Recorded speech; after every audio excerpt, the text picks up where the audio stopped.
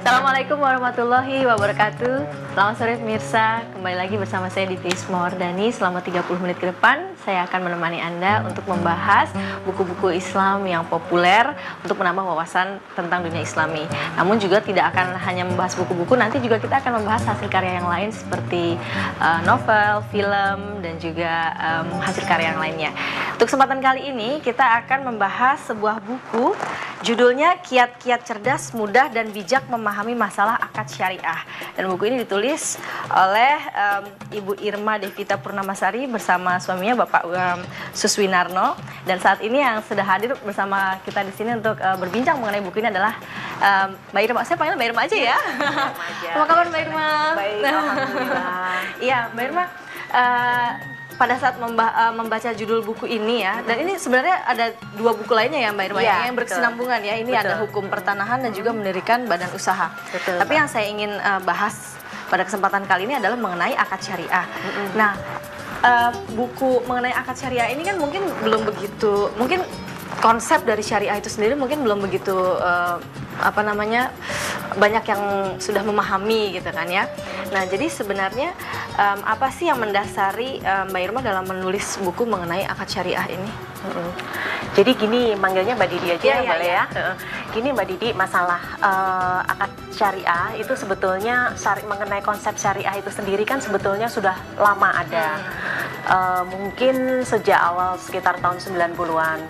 Dan buku-buku mengenai syariah itu sendiri di pasaran juga mungkin ada sekitar puluhan judul bahkan yang membahas utamanya mengenai ekonomi syariah, Mbak.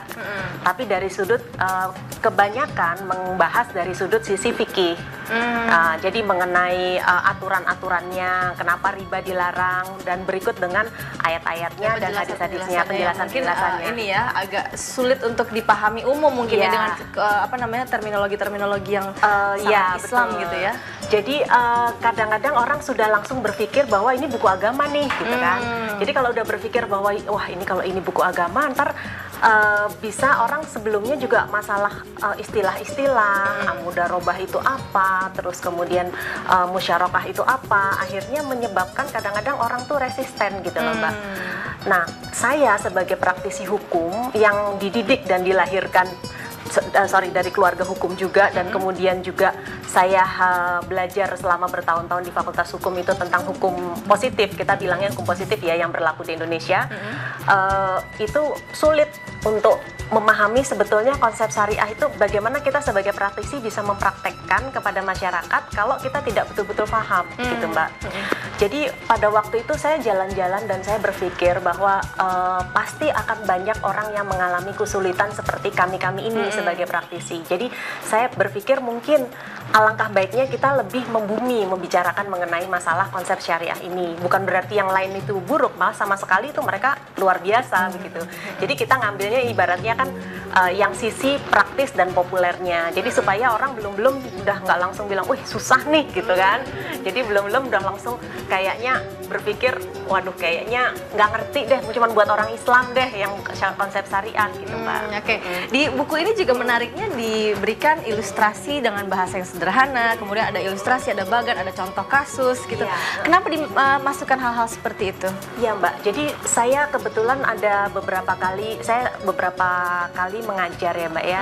Jadi sebagai pengalaman saya sebagai presenter atau sebagai dosen atau sebagai bukan dosen lah, tepatnya trainer lah ya, Mbak ya. Itu orang lebih mudah atau kita sendirilah lebih mudah membaca cerita kan dibandingkan kalau kita bicara mengenai tulisan-tulisan, terus bicara mengenai angka-angka yang kira-kira buat orang-orang yang terutama mungkin ya yang awam belum sudah aduh kok susah gitu kan. Jadi saya di dalam buku ini saya buatkan mind mappingnya. Jadi secara umum garis besarnya syariah itu kayak gimana sih gitu kan. Jasa perbankan itu pembagiannya apa saja misalkan seperti itu.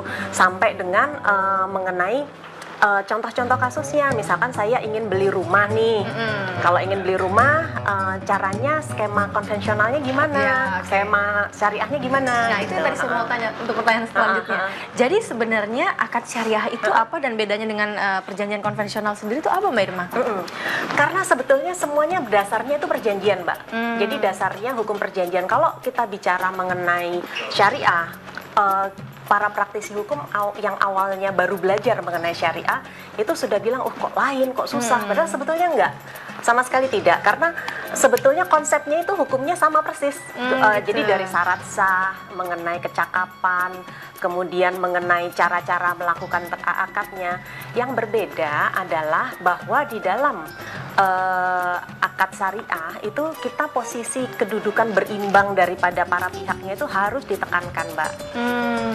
Jadi ibaratnya kedudukan setara ya, Mbak ya, di antara para pihak, dan sifatnya adalah dalam akad syariah itu tidak boleh mengandung unsur yang mengandung unsur riba dan batil, menzolimi orang lain gitu ya. orang lain. Jadi jangan sampai akad syariah atau perjanjian yang dibuat dengan prinsip syariah itu membuat orang lain menjadi merasa teraniaya lah bahasa konsepnya. Karena pada dasarnya sistem Islam itu kan kemitraan. Kalau dalam skema syariah itu pada dasarnya kemitraan, Mbak, bukan hutang piutang. Bedanya di situ. Jadi untuk syarat-syarat untuk terjadinya akad syariah itu adalah antara lain tadi tidak kesamaan kedudukan gitu ya, dan saling menguntungkan, tidak ada yang terzolimi gitu ya. Terus mungkin ada syarat-syarat lainnya untuk pembentukan akad syariah itu sendiri, Mbak Irma? Kalau syarat-syarat lainnya tuh sama persis, Mbak, dengan prinsip hukum konvensional, yaitu sepakat. Jadi dalam sepakat itu harus ada kayak ijab dan kabul kalau misalnya dalam istilah syariah. Kalau misalnya dalam istilah konvensional kita harus sepakat adanya permufakatan. Terus kemudian subjeknya juga harus cakap menurut hukum. Itu juga ada walaupun dengan menggunakan istilah-istilah Arab. Terus kemudian juga objeknya juga harus untuk barang yang dihalalkan, dan kemudian hal tertentu serta sebab yang halal. Semuanya sama seperti di dalam konsep perjanjian menurut hukum konvensional, Mbak. Tapi mungkin lebih ditekankan kepada kedudukannya dan itu ya, saling menguntungkan satu sama lain kalau gitu ya. istilah yang paling banyak digunakan oleh orang yang bergerak di bidang syariah, istilahnya anti maghrib. Maghrib, iya, maghrib itu maisir, goror atau batil, atau menghilangkan keraguan-raguan yang menyebabkan kayaknya ini halal nggak gitu, ini gray area gitu ya. Terus kemudian juga nggak boleh mengandung unsur riba, termasuk kepada tidak boleh batil itu tadi, yang terutama. Yang jadi kalau yang lain-lainnya semuanya sama, Mbak. Ya? Jadi kalau ingin menghayati suatu konsep perjanjian menurut syariah, sebetulnya praktisi hukum tuh cukup dengan memahami bahwa sebetulnya itu sama, cuman beda konsep aja. Jadi kalau kita masuk ke suatu rimba tertentu ya kita harus tahu aturan-aturannya aja, tapi yang lainnya sama. Nih Mbak Irma, saya masih banyak sekali ada pertanyaan-pertanyaan yang ingin saya tanyakan, tapi kita harus jeda dulu ya untuk pariwara berikut ini. Pemirsa jangan kemana-mana, tetap bersama Telaah. Nanti kita akan kembali lagi dan akan kembali membahas mengenai akad syariah.